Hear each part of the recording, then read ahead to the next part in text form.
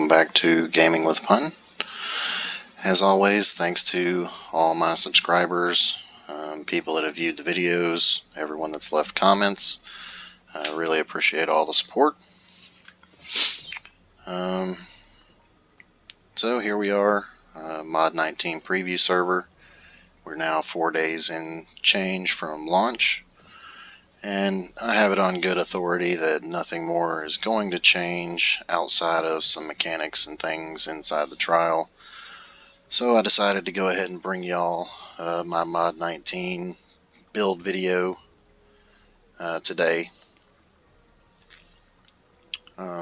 Spent a lot of time on this build going over Reiner's character builder with all the current gear and everything that I have to try and get it all worked out just perfect. It's still not 100% to my liking, but it's the best I could come up with, missing a few key items that I just have not been able to obtain yet.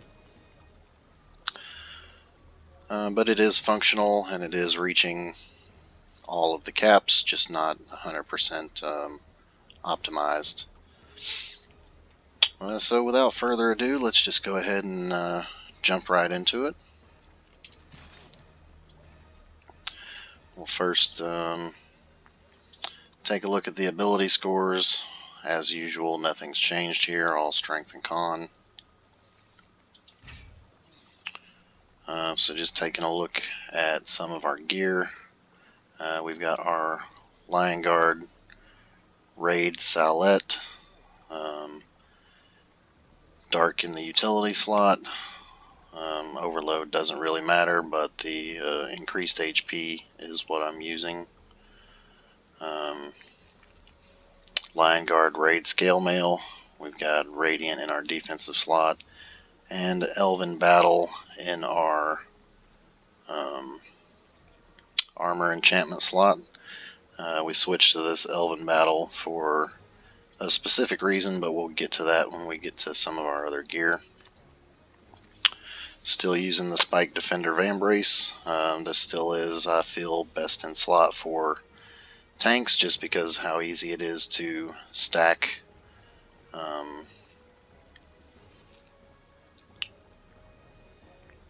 build the 5 stacks up, and then how easy it is for us to activate the actual buff for the 5% increased damage. Using a dark in the utility slot here as well. Still using the Lionheart set and still best in slot. I think the new weapons from the new trial are going to be a little bit better for other classes, but this may still be best in slot for tanks. Yet to be seen, but we'll get to that in another video. Using 1 Radiant enchantment, 1 Silvery enchantment here, and Bilethorn in the weapon enchantment slot. Using Tenebrous still, and Radiant in the defensive slot for our offhand. Still using our Lion Guards Raid Greaves, Dark in the enchantment slot here. And we're still going to be using our Reflective Collar and Mirror Plated Belt, although we are not using the artifact that goes with those. And still using Dark in the utility slot, and I have a Wicked here in my offensive slot. Tanner's Leather Ring is a new addition to the build, and this is going to be a really good item for tanks if you can work it into your build. But whenever you use a daily power, the next enemy that attacks you takes damage equal to 50% of your maximum hit points. It's a 30-second cooldown, which is not a problem because we all know it takes more than 30 seconds to get our daily back, but using this ring coupled with our Enduring Shout and our Battle High creates a nice chunk of damage on a boss and generates a large amount of threat. So if you can work it into your build, this is definitely a good item to have. And in these offensive slots, we're using dark enchantments as well. Still using the defender ring of the Sentinel with radiant enchantments, dark enchantment, and radiant enchantment in the utility and defensive slot on our belt. And using the Infernal Forged Assault Shirt for the armor pen and accuracy. Dark also in the offensive slot here.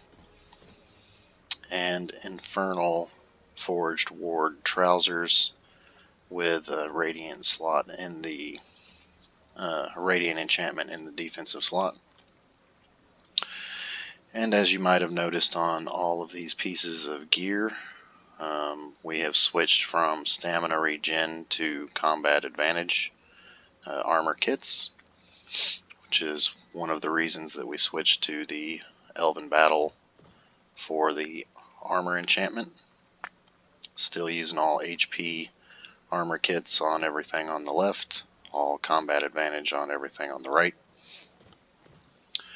Still using a minimum of 2 journals with our Halisters, and then whatever our active artifact is. Usually when I'm doing solo type content, we're using the Envenomed, and in group content I tend to use whatever debuff artifact that I need to use for the group.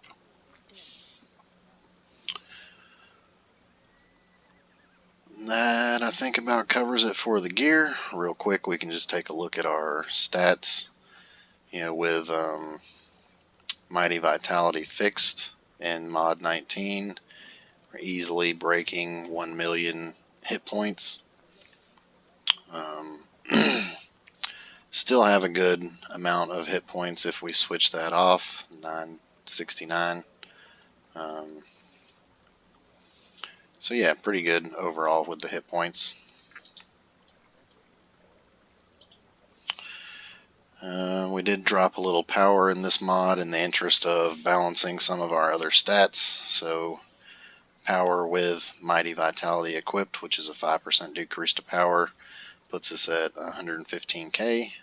See, armor pen's capped, defense is capped. Crit strike we let go of in this mod. It's because I feel like overvaluing crit strike above some other stats that I think were more important to max out. So we let go of crit strike in this mod, and we picked up the cap on accuracy, and we picked up a fair amount into combat advantage to increase our combat advantage damage, and the accuracy to make sure that our damage versus mobs and bosses and stuff is not being mitigated, and we're getting our full damage on mobs and bosses. Deflect is overcapped, critical avoidance is overcapped, but all in all, pretty good. You can see our movement speed's at 42, companion influence is at 50, and our stamina regeneration is at 50. And we did drop some in crit severity simply because we switched to the Bilethorn, but overall I think that the Bilethorn is going to be better for tanking in the long run. So that's all of our stats. So moving on from there, nothing has changed in our mounts. Still using all the same insignia bonuses. Still using all prosperity, fortitude, and dominance. Nothing has changed in our companions. Still using all of our legendary HP companions. One thing that's changed quite a bit is the companion gear, which, as you can see, this companion gear has no runestones in it simply because I don't need any more defensive stats, so no reason to put any in them, which is why I said I'm not 100% happy with this build, and it's not 100% optimized because there's places that I could be getting more stats that I'm not, but that's simply because I don't have all the correct companion gears to balance my stats perfectly. So for this build, making it work to get all the stat caps that I need, this is how I've kind of had to put it together. So 2 Briarvine Sword Knot of the companions for the crit and deflection.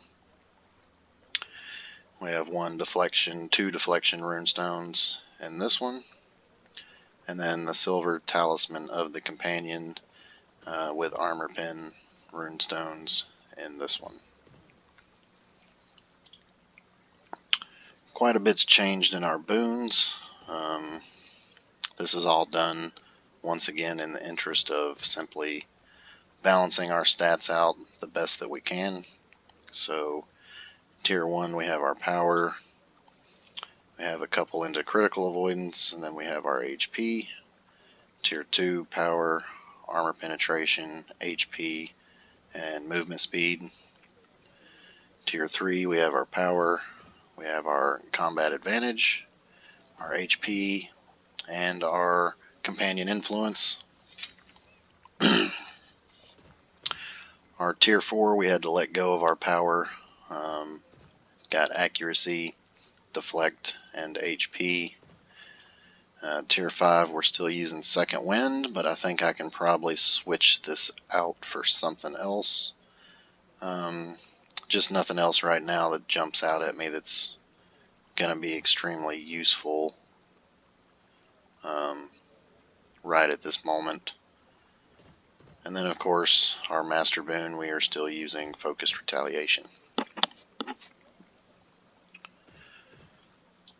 Moving on to our powers, we are still going all the way across the top, with our last one being Rage and Rally, the new class feat that was reworked for mod 19. So Unstoppable now increases threat generation and restores up to 40% of your maximum stamina based on the amount of rage consumed when the effect of Unstoppable ends. This is pretty good. Not only does going Unstoppable now generate increased threat, but it also refills some of your stamina depending on how much rage you used. Class features, we're still using primarily Challenger's Charge and Threatening Presence. However, for the new trial, we will be using Mighty Vitality depending on which role we are performing in the trial, whether we're the main or the off tank.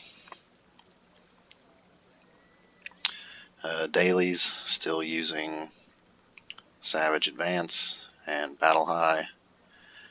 And for our encounter powers, we are still using Punishing Charge, Come and Get It, and Indomitable Battle Strike for most general content. And then of course for the trial and things of that nature, Enduring Shout will be getting plugged in there. For at-wills, still pretty much the same, using Sure Strike for single target and Challenger's Slash for threat generation and AoE damage. Even though it's very minimal damage, it still hits everything in front of you basically and generates threat on them, and makes it really easy with an AoE attack like this to fill your stacks from your bracers.